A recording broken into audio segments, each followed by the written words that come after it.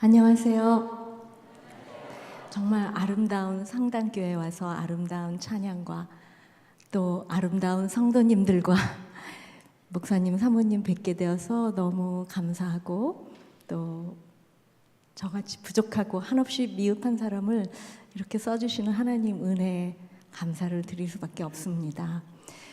이제 그 새생명 축제를 앞두시고 어떻게 하면 한 영혼이라도 더욱더 아버지께 인도하고 싶은 그런 열망을 가지고 기도하시고 준비하시는 줄 제가 알고 있기 때문에 오늘 저의 간증은 사실은 제가 여기 기차역에서 여기 올 때까지는요, 처음 초대를 하시는, 처음 초청받는 교회에 가면 제가 A 파트를 제 개인 간증이거든요. 주로 어떻게 제가 예수님을 믿기 전에는 어땠었고 예수님을 어떻게 해서 만나게 되었고 예수님을 만난 후에 하나님께서 이렇게 나의 발걸음을 인도해 주셨다는 그런 개인 간증을 나누는데요.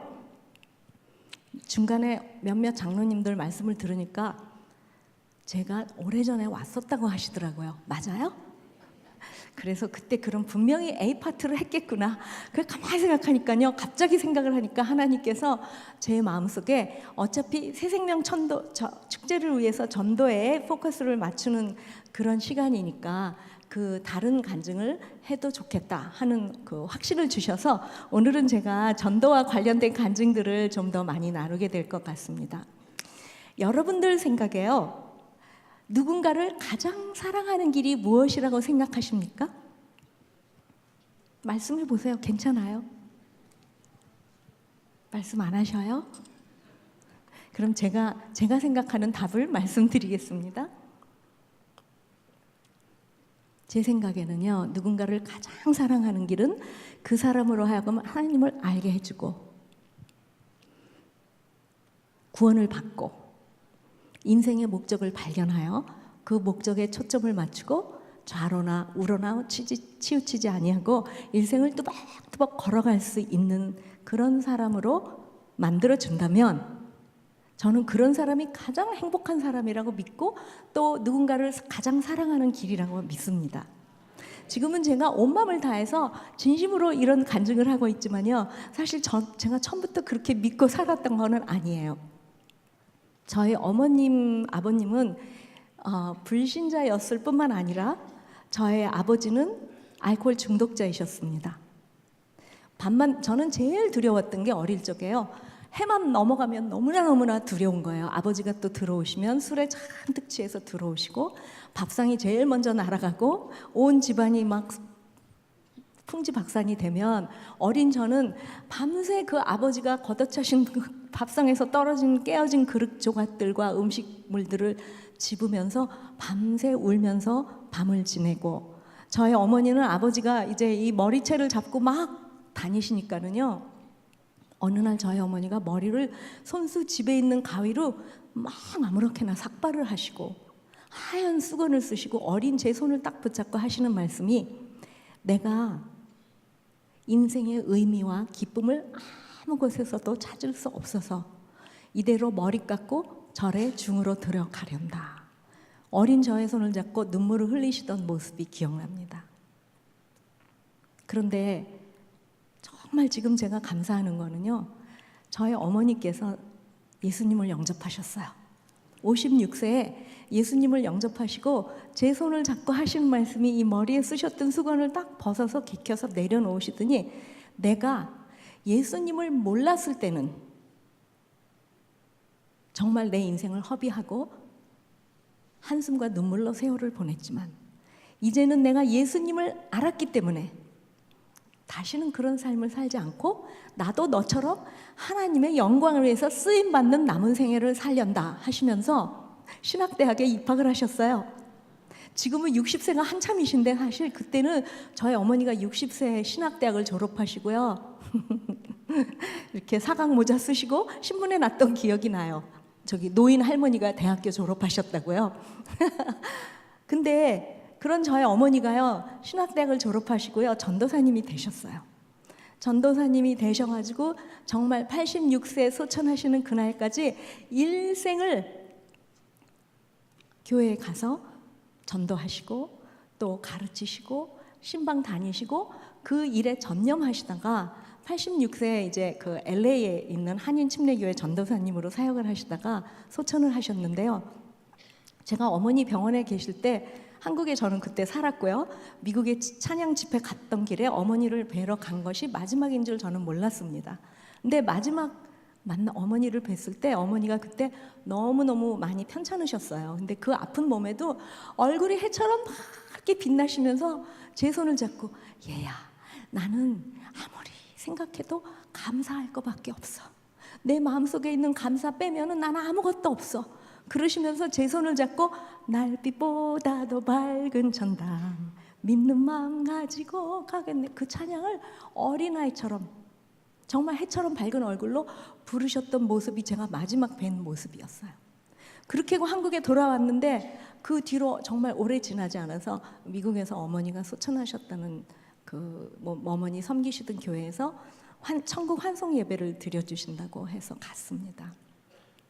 제가 너무나 큰 슬픔 가운데서도요. 성도님들이 앞에 나올 가족들, 유가족들 다 앞에 나와서 서라고 목사님이 그러시더라고요. 앞에 서 있는데 성도님들이 한 분 한 분 제 손을 잡고 인사를 하시면서 무슨 말씀을 하시냐면요. 정주현 전도사님은 일생을 완주하고 가셨습니다. 제가 그때 슬픔이 감사의 눈물로 변하더라고요. 제가 그때 하나님 앞에서 이런 기도를 했습니다. 하나님, 저도 이 세상을 떠날 때 자녀들이 나의 삶을 보면서 우리 엄마는 하나님 앞에서 인생을 완주하고 갔다는 그런 믿음의 유산을 남기는 삶을 살게 해주시라고 제가 기도를 했습니다. 저의 아버님은요, 그렇게 알코올 중독자이셨었는데 어느 날 제 손을 잡고 이런 말씀을 하셨습니다. 내가 그동안에 하나님이 얼마나 좋으신 분인지 몰라서 못 믿었구나. 저의 삶을 지켜보시면서 하나님은 정말 살아계시고 하나님이 너를 얼마나 사랑하시는지 내가 보아왔기 때문에 나도 이제 예수님은 영접하고 하나님 품에 가고 싶다. 그러시더니 제 손을 잡고 예수님 영접하는 기도를 어린아이처럼 한 말씀 한 말씀 따라 하시더라고요. 저희 아버지 소천하시기 전에 병원에 입원하셨을 때 제가 미국에 뵈러 갔습니다. 저희 아버님 하시는 말씀이 저의 오남매를 다 불러놓으시고 얘들아, 내가 좋으신 하나님 품에 간다. 그러니까 너희들 나 간다고 절대로 울지 말고 웃어라. 내가 한 가지 이 세상 떠나면서 아쉬운 게 있는데 이렇게 좋으신 하나님을 진즉 믿었더라면 내가 하나님께 봉사 좀 더 하고 주위에 하나님 몰라서 못 믿는 불쌍한 영혼들에게 하나님을 좀 더 알게 해주고 떠났을 텐데 그 기간이 너무 짧았던 것이 이 세상에서 유일한 아쉬움이라고 말씀하시면서 저희 오남매에게 너희들이 내 대신 그 일을 좀 계속해다오. 저희 아버지가 그 유언의 말씀을 남기고 떠나셨습니다. 저희 어머니의 기도와 저희 아버지의 유언의 말씀대로 하나님의 주권적인 은혜 안에서 저희 큰오빠네 목사가 되어가지고 일본에서 그 아들도 지금 일본에서 사역을 하고 있어요. 작은 오빠도 목사가 되고 저희 남편도 목사, 저희 남동생도 목사, 또 저희 조카들도 목사, 저희 요 정시 가문에요. 그렇게 눈물과 한숨과 싸움과 알코올 중독이 가득했던 저희 가정이 목사가 7명이 되었습니다. 정말 제가 지금 뒤돌아보면서 생각해 보니까요. 하나님을 우리가 몰랐더라면 어떻게 이런 놀라운 일이 우리 가정에 일어날 수 있었을까? 그래서 제가 요즘도 사실 저희 어머니가 가장 좋아하시는 꽃이 백목련이었어요. 해마다 봄이 되면 백목련을 볼 때 제가 이런 생각을 하면서 하나님께 찬양을 올려드립니다.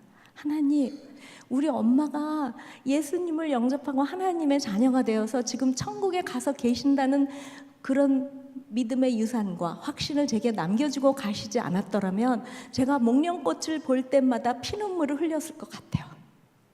그런데 목련꽃을 볼 때마다 저는 하나님 우리 엄마 구원해 주시고 우리 엄마를 지금도 천국에서 해처럼 빛나며 찬양할 수 있도록 구원해 주시니 감사합니다. 감사 찬양이 절로 나와요. 물론 저희 아버지는 벚꽃을 좋아하셨는데요. 벚꽃만 보면 저는 하나님께 또 감사 찬양이 저절로 우러납니다. 왜? 우리 아버지 만약에 알코올 중독자로 그렇게 사시다 그냥 돌아가셨으면 제가 벚꽃을 볼 때마다 피눈물을 흘렸을 것 같아요. 그래서 부모를 향한 효도도요. 제가 믿기는 부모님으로 하여금 예수님을 믿고 하나님 품에 평안히 가시도록 하는 길이라고 믿습니다. 제가 세브란스 병원에서 목회 상담 교육을 하면서요. 낮에는 이제 상담 교육을 받고 저녁 때는 이 원목실 가운을 입고 환우들을 방문합니다. 어떤 환우들은요, 제 손을 붙잡고 목사님 기도해 주세요. 제가 월요일 날 수술을 받는데 제가 죽으면 어디로 가는 것일까요? 확신이 없어요. 그리고 정말 그 죽는 모습을 지켜볼 때요, 예수님을 믿고 마음의 구원의 확신과 천국의 소망, 영생의 소망이 있는 사람들은요, 얼굴이 너무너무 평화로워요. 그리고 예수님을 모르고 혼자 암흑 속에서 이 세상을 홀로 간다는 그런 허탈한 마음과 두려움을 가지고 있는 환우들은요, 얼굴 표정부터 얼굴 이 색깔이 달라요. 정말 그런 걸 보았을 때, 아, 역시 인간이, 파스칼이 말하기를 인간은 하나님께서 우리를 창조하실 때 이 영혼 속에 동공을 주셨는데, 빈칸을요, 그 빈칸을 이 세상의 부귀 영화나 물질, 뭐 최신형 자동차 그 무엇으로 다 채우려 해도 채워질 수 없다. 그런데 하나님이 그 안에 들어가셔야만 이 영혼의 동공이 채워지기 때문에 비로소 하나님께서만이 우리에게 주실 수 있는 만족과 평안을 맛볼 수 있다고 이야기했듯이, 정말 우리 가까운 데서부터 영혼 구원을 위해서 우리가 기도하며 시작해야 된다고 저는 믿습니다. 그리고 자녀들도 마찬가지예요. 제가 사실 지금 아들이 둘인데요. 그 아이들하고 저희 남편 목사님하고 결혼을 했을 때 선교지에서 갓 돌아와가지고 은행에 단돈 $5밖에 없는 아주 가난한 선교사였습니다. 그래서 이 아이들을 하나님이 주셨는데 사실 기저귀 살 돈도 없어가지고요, 미국에서 애들을 둘을 낳는데요, 헝겊 기저귀를 삶아서 빨아서 사용하고 모유만 먹이고, 아이들 장난감을 한 번도 새로운 장난감을 사준 적이 없습니다. 그런데도 제 마음속에 하나님께서 주셨던 확신이, 이 아이들을 가장 사랑하는 길은 잘 먹이고 잘 입히고 좋은 장난감 사주고 좋은 학교 보내는 것이 아니라 어릴 때부터 하나님을 알게 해주고 하나님 안에서 인생의 목적을 발견하여 그 길을 일생을 또박또박 걸어가는 믿음의 자녀들만 키워준다면, 그 아이들은 이 세상 어디다 갖다 놔도 하나님께서 그 아이들의 삶을 책임져 주실 뿐만 아니라 가장 만족하고 행복하고 성취감 넘치고 의미 있는 생애를 살 수 있다고 제게 말씀해 주셨기 때문에, 사실 그때 저희가 한 달에 생활비가 200만 원이었어요. 아니, 200불이었어요. 20만 원쯤 되죠. 그거 가지고 남편 신학대학원 다니면서 진짜 책값만 해도 가스비만 빼도 남는 게 없어요. 그래도 주위에서 뭐 한 달에 3,000불, 4,000불씩 월급을 줄 테니까 오라고 해도 제가 가지 않았습니다. 왜? 내 아이들을 다른 사람이 키운다면 그 사람의 영향력을 받는 거예요. 아이들은 사실, 그렇죠?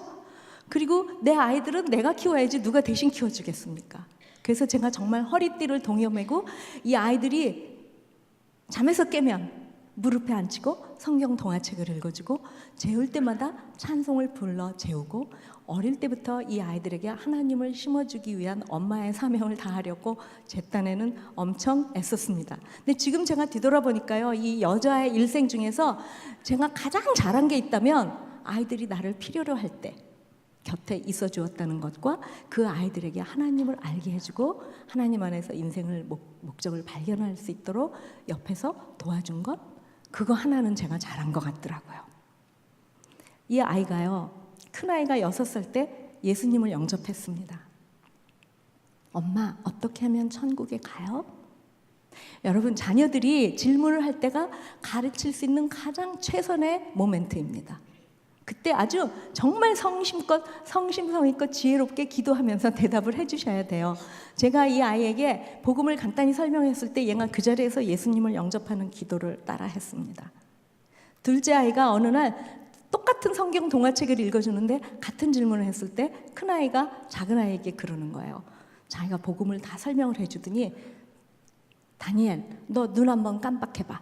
그러니까 다니엘이 눈 깜빡하고 나니까 너 있잖아, 이제 예수님 영접했으니까 죽으면 그렇게 눈 깜짝하는 사이에 천국에 가 있는 거야. 이렇게 우리도 단순하게 믿으면 얼마나 좋을까요? 예수님을 영접하더니 큰아이는 자기는 슈바이처 같은 의학 박사가 되어서 인류의 영혼과 육신을 구원해주고 죽어가는 사람들에게 이 세상이 끝이 아니고 천국 가는 길이 있다는 것을 가르쳐주고, 환자가 죽어가지고 가족들이 막 슬퍼하면 당신의 자녀들은 천국에 가 있습니다. 당신도 천국 가고 싶지 않으세요? 하고 천국 가는 길을 가르쳐주는 의사가 되겠다고 인생의 목적을 딱 정하더니요, 이 아이가요 새벽 2시까지 공부해요. 제가 오죽하면 얘야, 공부보다 건강이 더 중요하니까 제발 잠 좀 자라. 엄마, 제가요 훌륭한 의학 박사가 되려면 이렇게 공부하지 않으면 안 돼요. 한 번도 과외를 시킨 적이 없습니다. 정말 의학 박사가 되었어요. 얼마 전에 얘가 아프리카에 그 메디컬 미션 선교를 다녀왔는데 막 목이 많고 막 덥고 뭐 먹을 것도 없어갖고 막 배탈 나고 뭐 하여튼 굉장히 상황이 열악했나 봐요. 그 아프리카에 있는 의사들에게 의술을 가르쳐 주겠다고 한 달 동안 갔다 왔는데 하는 말이, 엄마, 너무너무 저는 행복해요. 왜? 나의 삶이 다른 사람들에게 선한 영향력을 끼칠 수 있다는 것만 생각하면 그렇게 뿌듯하고 행복할 수가 없대요. 그렇게 열악한 상황에서도 자기는 그런 행복과 감사에 가득 찬 한 달을 살고 돌아왔다는 거예요. 환경이 사람을 행복하는 게 아니더라고요. 작은 아들은 어릴 때부터 엄마, 나는 이 다음에 크면 아빠 같은 목사가 될래요. 걔가 하도 천방지축이라서 제가 솔직히 마음으로 조금 갸우뚱하고 있었는데 정말 목사가 되었습니다. 이 아이가 얼마 전에요 아프가니스탄 전쟁터에 젊은 이들에게 복음을 전하겠다고 9개월을 다녀왔어요. 자기가 자는 그 야간 간이 침대 있잖아요. 거기서 바로 사흘 전에 어떤 젊은 병사가 폭격에 맞아서, 텔레반 폭격에 맞아서 죽어서 얘가 이제 목사니까 거기 메모리얼 그 채플 추모 예배를 드려주러 가기 시작했는데 거기서 9개월 동안 그냥 머무른 거예요. 젊은이들에게 복음을 전하기 위해서. 하는 말이, 다녀와서 하는 말이요, 밤에 막 3번씩 피난을 다닌대요. 텔레반들이 막 공격을 하기 시작하면은 그 간이 침대 바로 옆에 이렇게 땅을 파놓고 거기 몸을 굴리고 밤에 잘 때도 이거 헬멧을 쓰고 자고 방탄복을 입고 자고 막 이 방공호에서 저 방공호로 밤에 막 옮겨 다니고, 그리고 샤워도 제대로 못하고 인터넷도 없고 그런 상황 속에서도 자기는 일생에서 이만큼 자기 생애가 건강하고 하나님께 감사한 시절이 없었다고 하면서, 엄마, 저는요 눈만 뜨면은요 내가 어떻게 하면 훌륭한 목사가 될까 그 생각만 하면 이 세상에 있는 자질구레한 문제들이 하나도 문제가 안 된대요. 너무나 행복하고 너무 흥분되고 너무나 기쁘다고 합니다. 그래서 제가 그 아들에게 그랬어요. 다니엘, 너 진짜 멋진 남자다. 남자가 한 번 태어나서 하나님 안에서 인생의 목적을 발견하고 그 목적을 향해서 이렇게 투벅투벅 걸어갈 수 있는 믿음의 용사가 된 것 정말 축하하고, 정말 엄마도 이제 너 걱정 더 이상 하지 않겠다. 저는 지금도 그래서 자녀들을 가장 사랑하는 길은 하나님을 알게 해주는 길이라고 믿습니다. 그게 우리가 뭐 복음을 전해야 된다 하는 어떤 의무감이나 사실 그런 그 중압감 이런 것에서 하는 게 아니라 정말 우리가 한 영혼을 사랑하고 그 영혼이 잘 되기를 바라는 마음을 가지고 전도를 하면 하나님께서 다 길을 열어주시더라고요. 제가 한 가지 간증만 더 하고 찬양을 한 곡 나누고 싶은데요. 제가 예전에 대한항공 국제선 여승모를 할 때요, 저하고 가장 친한 친구가 있었습니다. 근데 그 친구하고 저는 가장 가깝기 때문에 해외에 나가면 꼭 같은 방을 쓰고 룸메이트를 꼭 같이 하고 다니고, 거기 도착만 하면 유니폼 벗고 같이 뭐 사진 찍으러 다니고, 하여튼 엄청 친했던 친구예요. 근데 이 친구하고 저하고 중간에 가로막힌 담이 하나 있었습니다. 그게 뭐냐면, 이 친구는 꼭 이 유니폼 뒤에 부적을 달고 다녔어요. 제가 예수님 얘기만 하면 입을 꼭 다물고 반응이 없어요. 입을 열지를 않아요. 그러더니 어느 날 제게 하는 얘기가, 경지야, 네가 내 사랑하는 친구지만 나는 예수님을 믿을 수가 없어. 왜냐하면 우리 엄마가, 홀어머니가 자기를 위해서 희생을 너무나 많이 하셨는데 비행 떠날 때마다 여기다 부적을 달아주신대요. 안전 비행하라고. 그리고 자기는 엄마한테 효도하고 싶기 때문에 엄마의 마음을 상하게 해드리고 싶지 않아서 예수님을 믿을 수 없으니까 네가 나를 양해해다오, 그러는 거예요. 그래도 저는 그 친구를 위해서 그냥 기도만 쭉 했어요.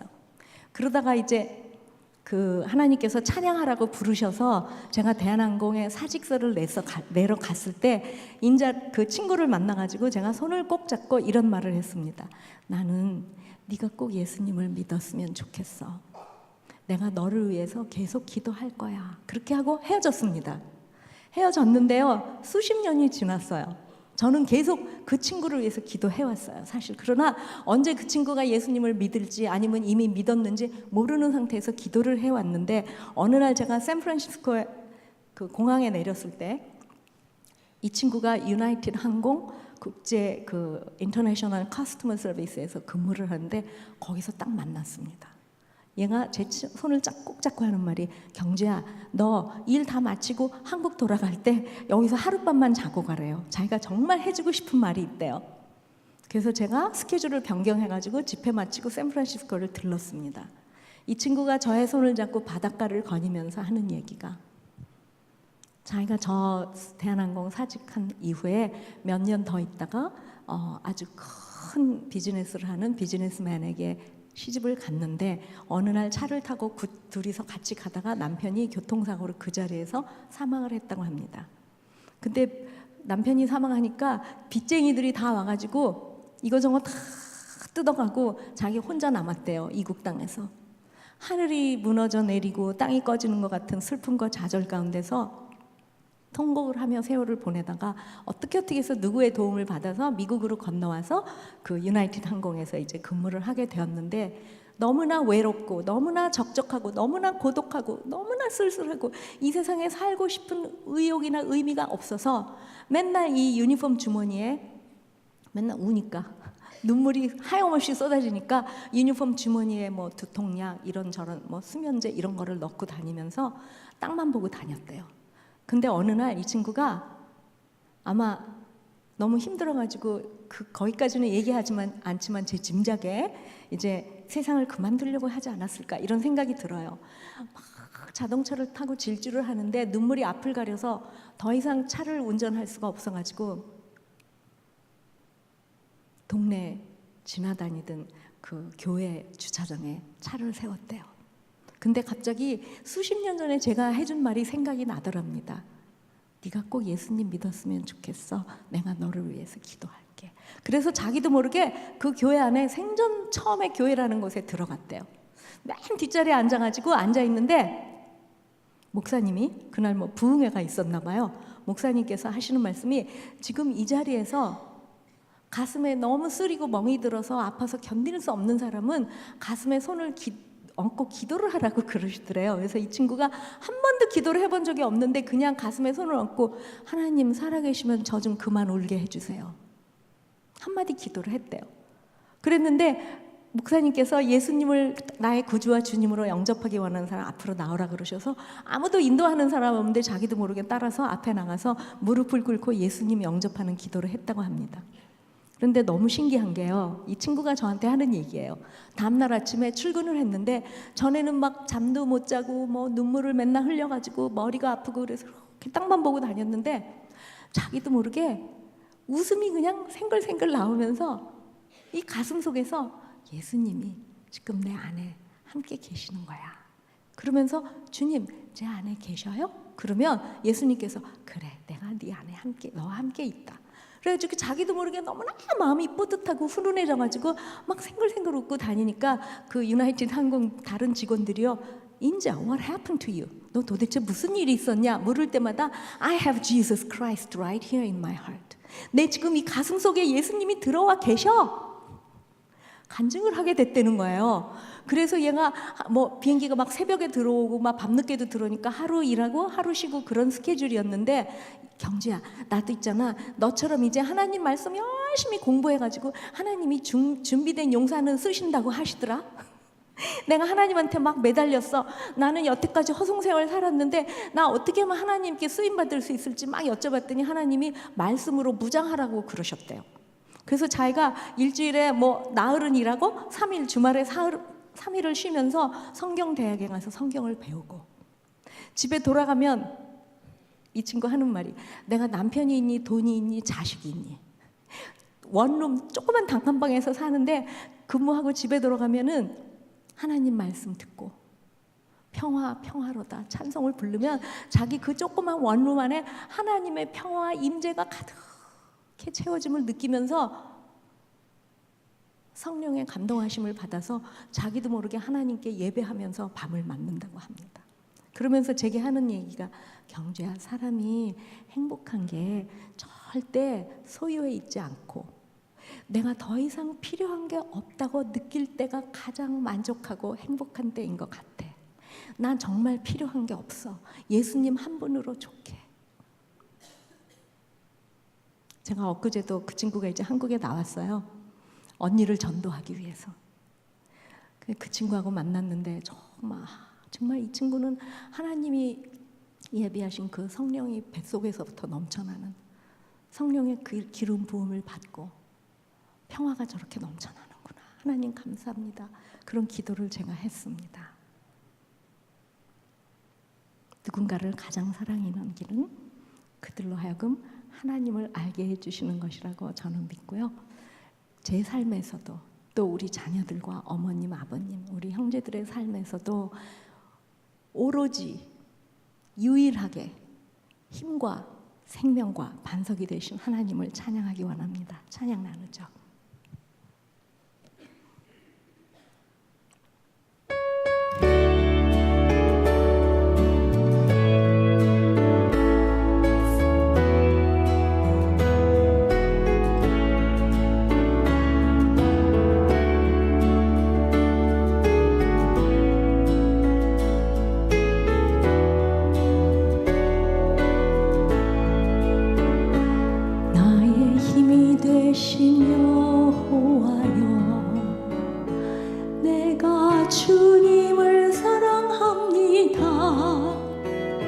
주는 나의 반석이시며 나의 요새시라. 주는 나를 건지시는 나의 주, 나의 하나님, 나의 피할 바위시요 나의 방패시라. 나의 하나님, 나의 하나님, 구원의 뿌리시요 나의 산성이라. 나의 하나님, 나의 하나님, 주는 나의 여호와, 나의 구세주, 나의 생명이신 여호와여, 내가 주님을 찬양합니다. 주는 나의 사랑이시며 나의 의지시라.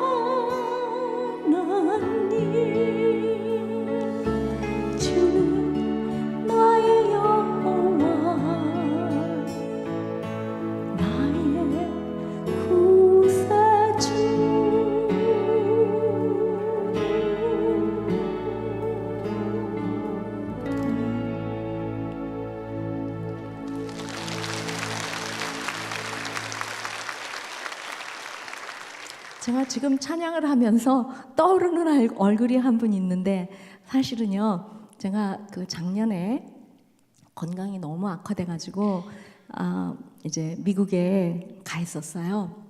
근데 하나님께서 다 치료를 해주시고 또 한국에 이렇게 사역의 기회를 자꾸 주셔가지고 처음에 올 때는 빨리 떠나려고 그랬는데 사역이 계속 사역 그 초청이 들어와가지고요.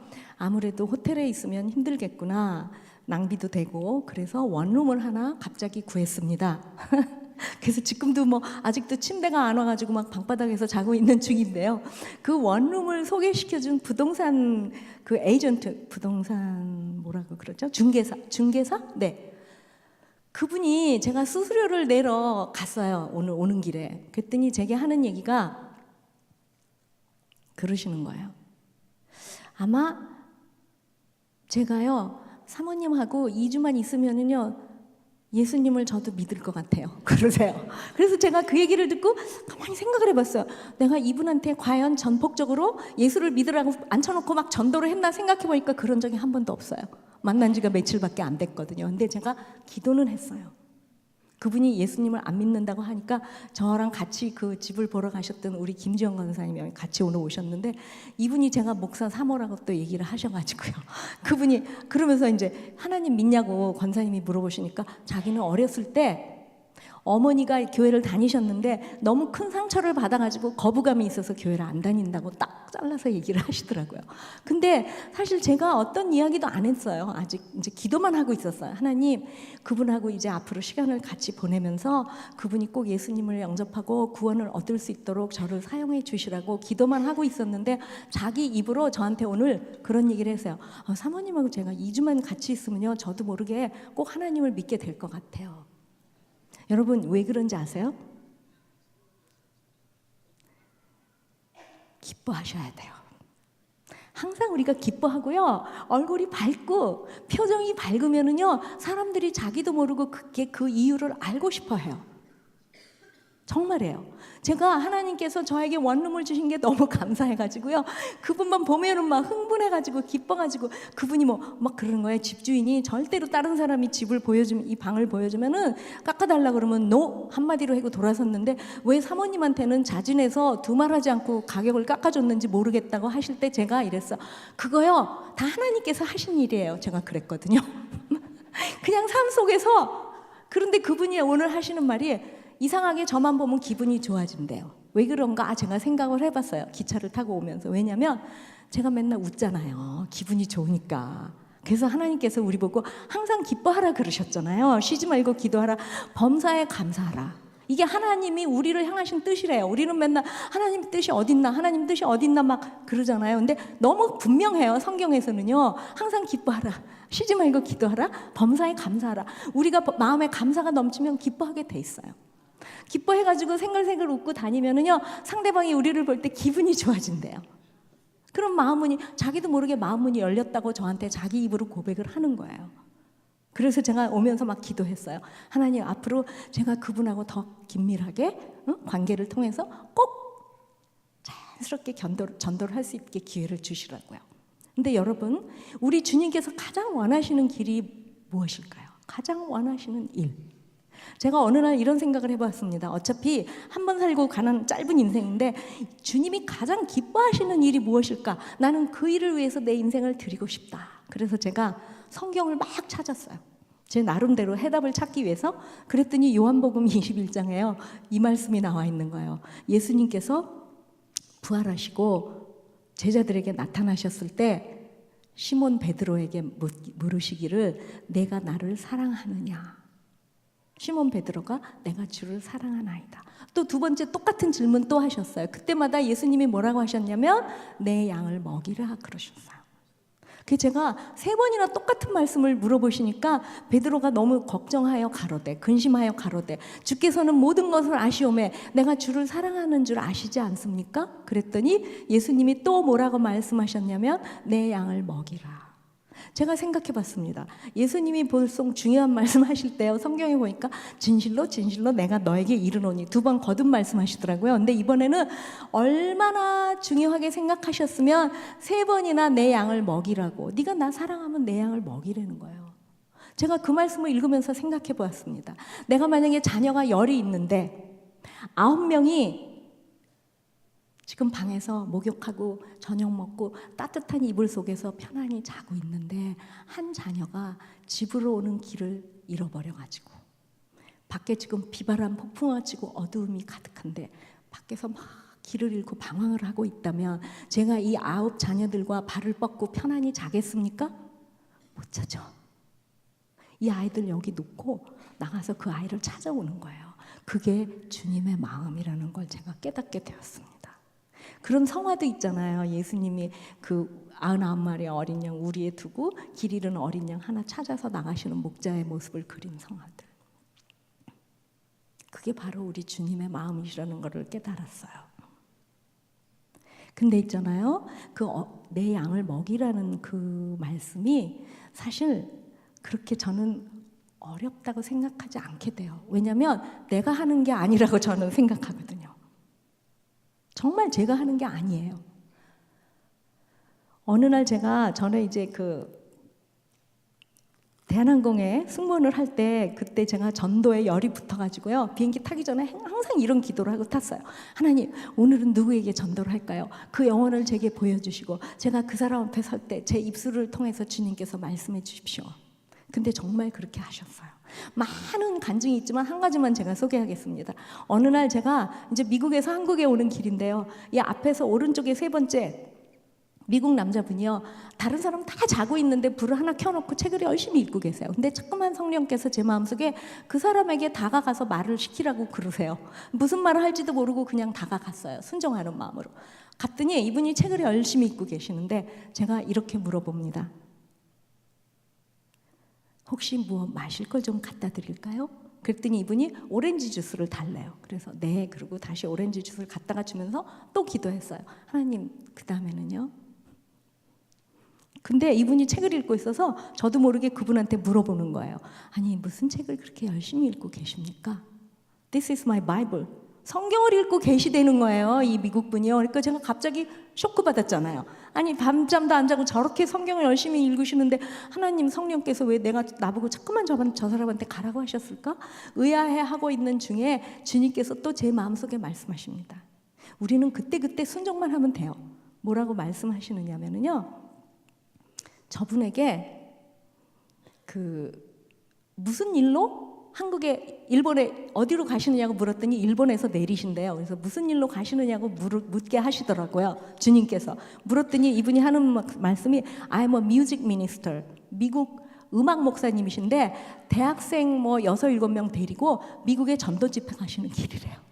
근데 그 순간에 딱 하나님께서 제 마음속에 조금 있으면 이제 아침 되면 브렉퍼스트 서빙 하느라고 승객들 다 깨우잖아요. 안내방송 하고요. 그때 이분들이 앞에 나와가지고 조용히 무반주로 찬양을 불러주면 너무 좋겠다. 준비되지 않은 거예요, 이거는 정말. 그래서 제가 그 미국 그 목사님한테 여쭤봤어요. 조금 이따 브렉퍼스트 서브 하기 전에 좀 학생들이 앞에 나와서 찬양을 불러줄 수 있겠습니까? 그랬더니 certainly 그렇게 하시겠대요. 그래서 제가 그분한테 그랬어요. 제가 사무장님한테 가서 허락을 받고 와야 되니까 제가 무슨 말을 해야 될지 기도 좀 해주세요. 그 목사님한테 부탁을 하고서는 사무장님한테 막 가면서 하나님, 제 입술에 하나님의 말씀을 주셔서 그분의 마음을 준비시키시고 감동시켜 주세요. 막 가서 사무장님한테 이렇게 말했습니다. 사무장님, 저 뒤에 대학 합창단이 타는데요. 찬양대라고 하지 않고요. 합창단이 타는데요. 이따가 노래를 한 곡 불러주겠대요. 그럼 승객들이 얼마나 유쾌한 아침을 맞겠습니까? 허락해 주세요. 그랬더니 사무장님이 좋죠. 학생들이 앞에 나왔어요. 그 비상구 앞에 조그만 곡에 서가지고 학생들이 He touched me라는 찬양을 불렀어요. 주님께서 내 마음에 오셔서 나의 마음을 어루만져 주셨을 때 나의 모든 죄의 짐과 세상의 무거운 짐들이 다 주님께서 내려놓으시고 나에게 나의 영혼을 완전히 새롭게 하셨다는 그런 찬양인데, 그 찬양을 조용히 부르니까 이 승객들이요, 부시시 눈을 부비면서 나와가지고 뒤에 이렇게 둘러서서 듣는 거예요. 그때 이 미국 목사님이 때를 놓치지 않으시고 구원 복음의 메시지를 5분 동안 짤막하게 전하셨어요.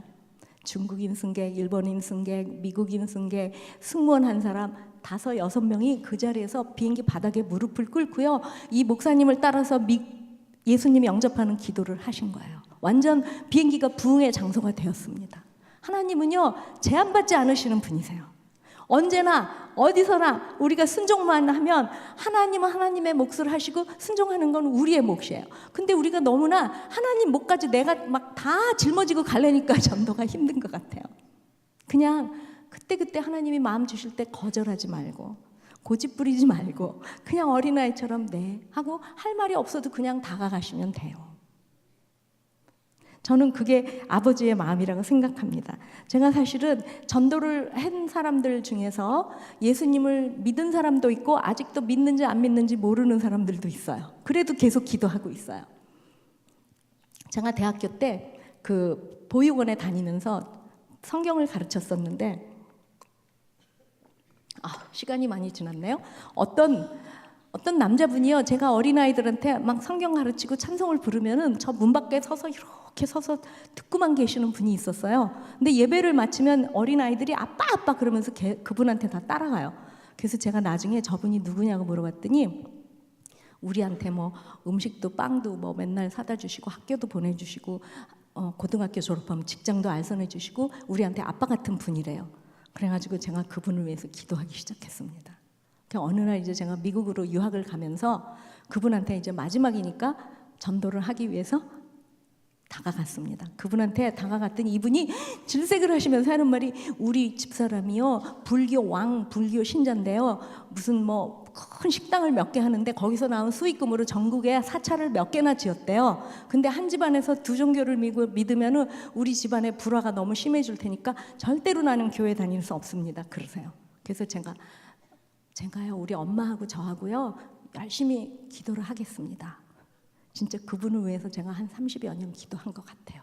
근데 어느 날 제가요 미국에서 이제 살다가 한국에 와가지고요 인천에 있는 큰 교회에 집회를 갔어요. 근데 집회 전에 이제 뭐 교회 6층에서 목사님 사모님하고 뭐 부목사님들하고 식사 준비하셨다고 그러셔서 올라갔는데 그 내외분이요 제 양옆에 와서 딱 앉으시는 거예요. 저는 그분들을 몰랐는데 그분들은 제 이름을 기억하고 계셨나 봐요.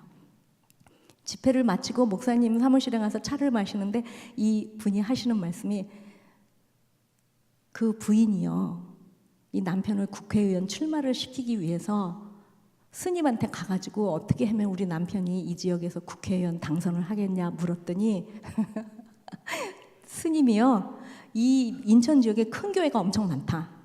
남편이 당선을 하게 하려면은 큰 교회를 가라.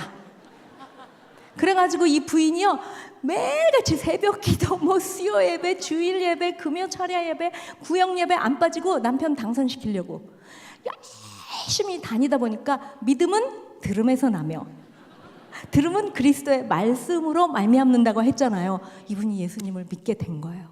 그런데 정말 이분이 의원이 당선을 하셨어요. 그래서 이제 이 남편이 저한테 그날 하시는 말씀이 우리 집사람이 나보다 신앙이 더 좋대요. 저녁마다 손 붙잡고 꼭 예배드리고 성경 말씀 읽고 주기도문 하고 찬양 부르지 않으면 잠을 못 자게 한대요. 그 왕 불교 신자였던 아내가. 그러면서 이분이 이 두 분이요 목사님이 저한테 소개시키실 때 뭐라고 소개시키셨는지 아세요? 이 두 분이 저희 교회에서 가장 천사처럼 섬기시는 분들입니다. 사람은요 변할 수도 있어요. 세상 사람들은 사람은 안 변한다고 하죠. 하나님께서 역사하시면 변할 수 있습니다. 그리고 지금 당장 우리가 열매를 보지 못하더라도 낙심하시지 마세요. 그냥 꾸준히 기도하세요. 우리가 그 열매를 알든 모르든 그거는 제 몫이 아니거든요. 하나님 몫이에요. 사실. 찬양 한 곡 나누고 다음 간증으로 이제 마무리할 텐데요.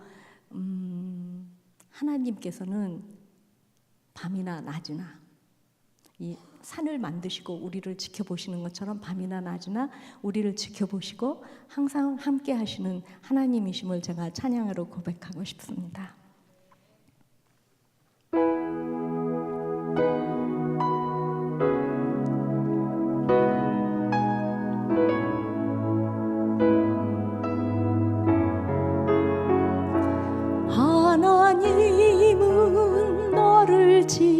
지키시는 자 너의 우편에 그늘 되시니 낮의 해와 밤의 달도 너를 해치 못하리.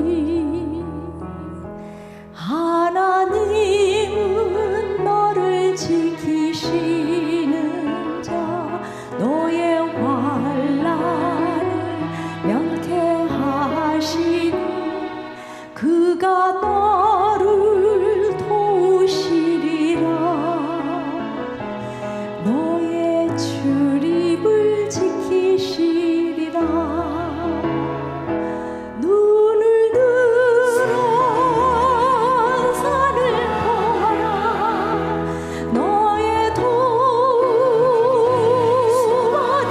어디서나. 천지 지으신 너를 만드신 여호와께로다.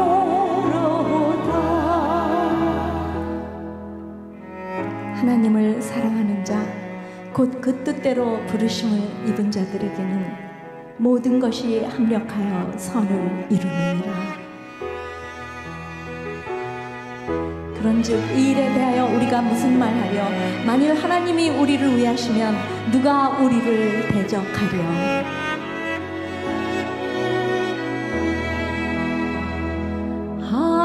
하나님은 너를 지키시는 자 너의 우편에 그늘 되시니 낮의 해와 밤의 달도 너를 해치 못하리. 눈을 들어 산을 보아라. 너의 도움 어디서나. 천지 지으신 너를 만드신 여호와께로다. 천지 지으신 너를 만드신 여호와께로다.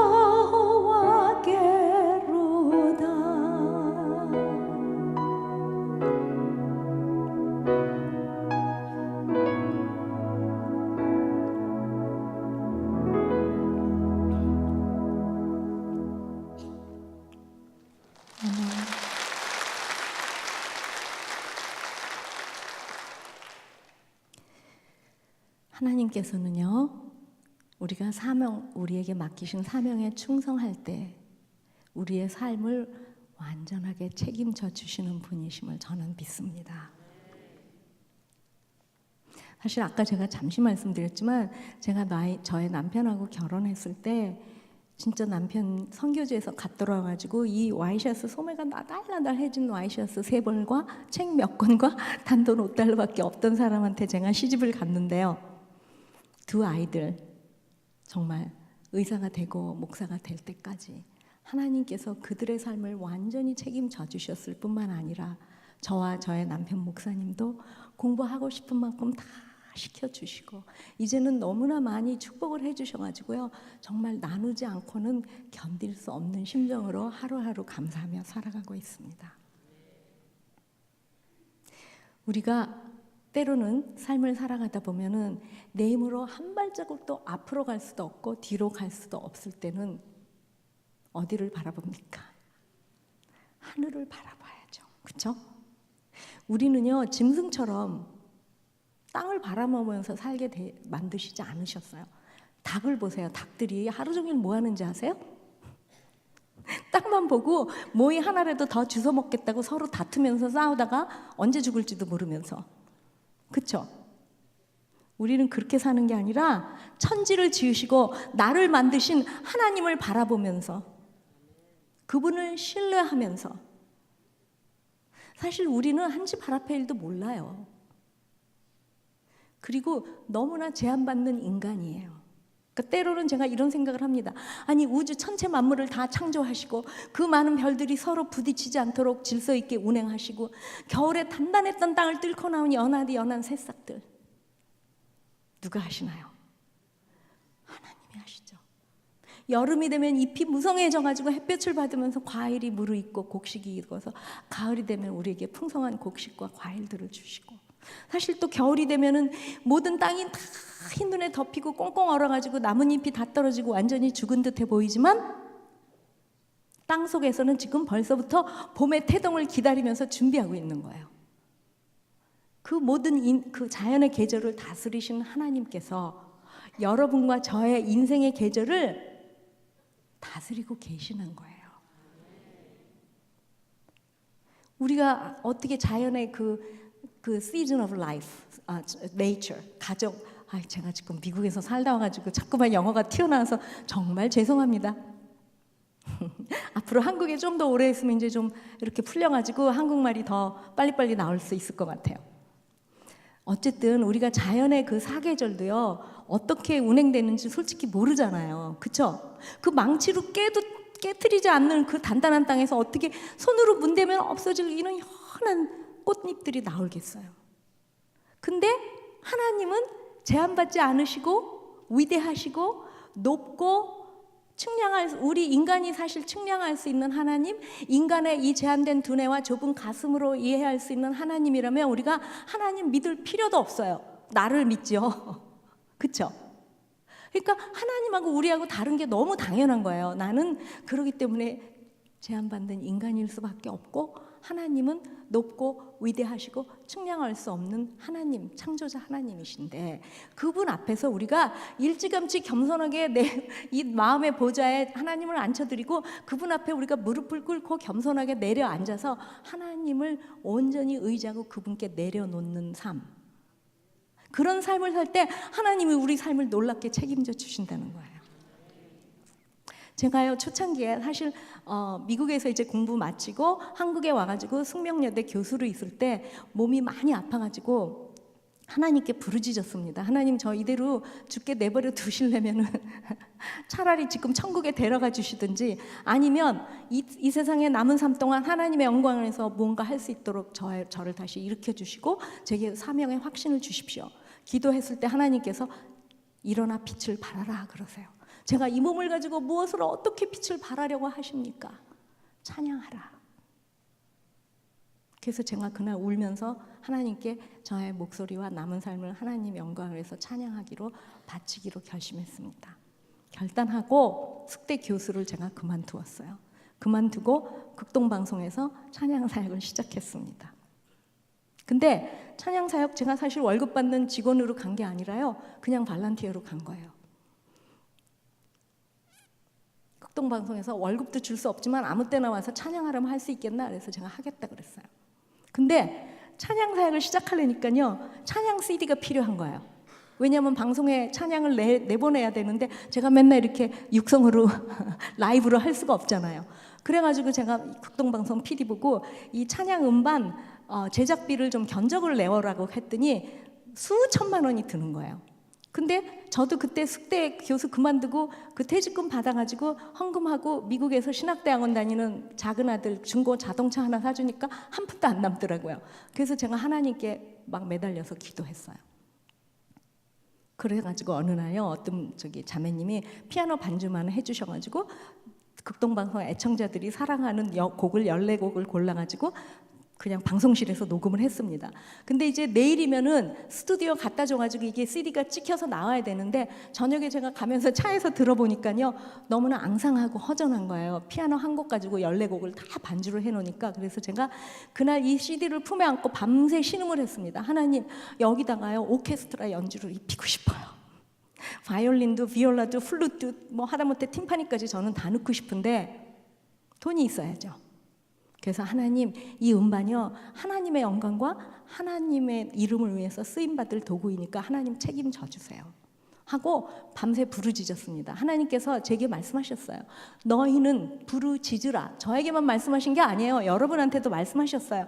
우리는 부르짖는 게 우리 몫이고요, 그리하면 내가 응답하겠고 응답하는 건 하나님 몫이에요. 왜 우리는 맨날 하나님 몫까지 걱정하면서 짐을 짊어지고 사는지 모르겠어요. 또 하나님께서 말씀하시기를 입을 크게 열라. 그러면 하나님께서 채우시겠대요.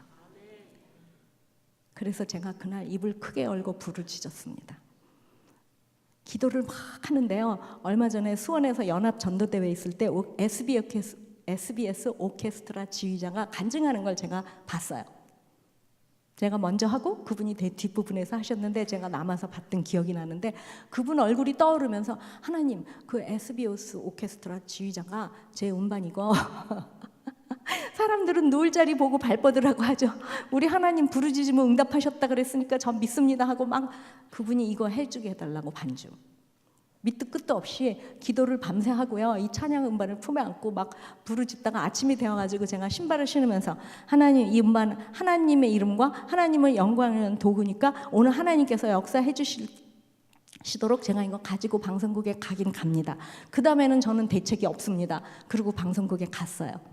점심을 먹고 있는데 저만치서요, 그 SBS 오케스트라 지휘자님이 점심을 막 들고 계시는데 제가 너무 수줍어갖고 초면에 그런 부탁을 할 수가 없었고 못 갔어요. 그쪽으로 못 가고 좋은 기회를 놓쳤네. 그리고 이제 그 점심 먹는 본 빌딩에서 뮤직 스튜디오 가려면 좀 걸어가야 되거든요. 근데 이제 이 음반을요, 뮤직 스튜디오 가서 엔지니어에게 넘겨주면 이분이 이제 공장에 그걸 가지고 가갖고 찍혀서 나와야 되는데 그때까지 해결이 안 됐어요. 지금 음반을 들고 이렇게 머리를 떨구고 터덜터덜 스튜디오를 향해서 걸어가고 있는데 뒤에서 발자국 소리가 들립니다. 이렇게 뒤돌아봤더니 누구게요? SBS 오케스트라 김정택 단장님이 저기서 까만 비닐봉지 하나를 들고 막 이러고 오세요. 근데 제가 그분을 딱 보는 순간 너무 반갑기는 하지만 첫 번부터 뭐 어떻게 말을 꺼내야 될지가 몰라가지고 엉뚱하게 안녕하세요, 어디 가세요? 그랬어요. 그랬더니 이분이 이 봉지를 들어 올리시면서 제가요 후식으로 먹으려고 아이스크림 콘을 몇 개 샀거든요. 이거 나눠 먹을 사람 찾으러 갑니다. 그래서 제가 속으로 하나님, 저분이 저 아이스크림 콘 저하고 나눠 먹게 해주세요. 막 그러면서 뮤직 스튜디오 딱 들어갔는데요. 뒤에서 이분이 문을 쿵 닫고 들어오시는 거예요. 그래서 제가 딱 돌아보니까 제 앞에 서 계세요. 그래서 제가 아까도 기회 놓치고 마당에서도 기회 놓쳤지만 이번엔 난 기회 안 놓칠 거야. 그러면서 하나님, 제가 하나님 딸인데 이런 거 가지고 부끄러워하지 말고 담대하게 말할 테니까 하나님 저분 마음 좀 감동시켜 주세요. 기도를 하고요. 이분한테 사실대로 다 얘기했어요. 그 음반 좀 제가 들여봐도 되겠습니까? 엔지니어가 신이 나가지고 얼른 틀어줘요. 이렇게 들으시더니 딱 뒤돌아보고 팔짱을 끼고 기도를 하시더니 저를 향해서 딱 하시는 말씀이 정 교수님, 제가 이 음반 전곡 14곡 다 오늘 밤을 새워서라도 우리 SBS 오케스트라 단원들 중에서 예수 잘 믿는 이쁜 애들만 뽑아가지고 예를 들어서 8명이 하잖아요. 더빙을 3번 하면 24명이 한 게 되는 거예요. 그렇게 해가지고 풀 오케스트라 연주로 해주시겠다는 거예요. 반주를요. 교수님이 저녁 한 끼만 사주실 수 있겠습니까? Of course, 물론이죠. 그 방송국 옆에 샤브샤브집 가서 저녁 한 끼 사드리고요. 음반이 탄생을 했습니다. 정말 우리 하나님은요, 제한받지 않으시고요. 하나님을 막 믿고 의뢰하고 전폭적으로 내려놓고 신뢰하면은요, 하나님이 책임감을 느끼시는 것 같아요. 그래가지고 두 팔을 걷어붙이시고 일하기 시작하시는 거예요.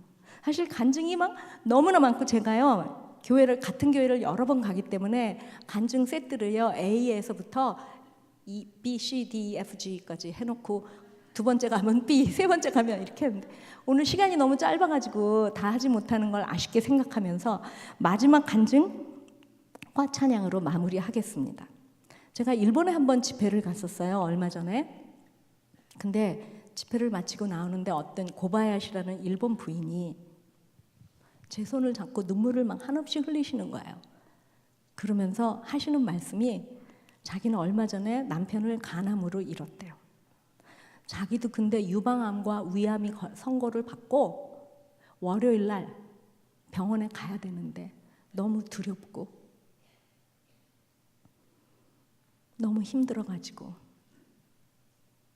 혼자서 막 방에서 울고 있는데 문간방에 새들어 사는 제일교포 남장선이 문을 똑똑 두들기면서 한국에서 노래하는 사람이 왔는데 한번 같이 가서 오늘 들어보실래요? 자기가 따라왔다는 거예요.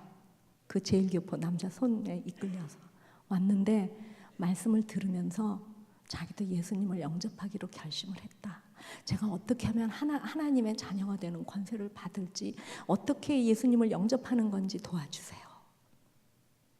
목사님하고 저하고 고바야시 부인하고 셋이 그 자리에 선 채로 기도를 했습니다. 기도를 마치고 이 고바야시 부인이 눈물을 닦으면서 하는 소리가, 저는 이제 더 이상 내일 병원 가는 거 두렵지 않아요. 이 평안 가지고 죽어도 좋고 살아도 좋습니다. 이게 예수 그리스도의 복음의 능력입니다. 사람들은 항상 찾고 있어요. 근데 어두움에 가서 빛을 발할 수 있는 사람들은 우리밖에 없습니다. 그 제일교포 남자 집사님이 만약에 그날 같이 가자 물어보지 않았으면, 그쵸? 이 사람은 어땠을까 생각해 보세요. 성경에 있는 그 남편이 5사람이 있는 그 여자도요, 사실 뭐 다른 얘기 뭐 많이 한 게 아니에요. 예수님 만나고 난 다음에 와 보라 그랬어요. 동네 사람들한테 가서. 영어 성경에 보니까 come and see. 너무 간단하죠? 그러면서 예수님이 자기에게 행하셨던 일을 다 고하니라 그렇게 돼 있어요. 우리도 그냥요, 예수님이 우리한테 하셨던 일을 평소의 삶 속에서. 근데 제가 아까 말씀드렸듯이 우리가 만약에 맨날 얼굴 찡그리고 다니고 막 한숨 쉬고 다니고 막 어두운 표정으로 다니면 누가 우리 말을 듣겠습니까? 그렇죠? 주님 안에서 항상 기뻐하시고요. 하나님께서 우리에게 행하신 일들을 자연스럽게 나누실 때, 그리고 그분들을 위해, 그 영혼들을 위해서 기도할 때 하나님께서 다 하십니다. 위대하신 하나님을 찬양합니다.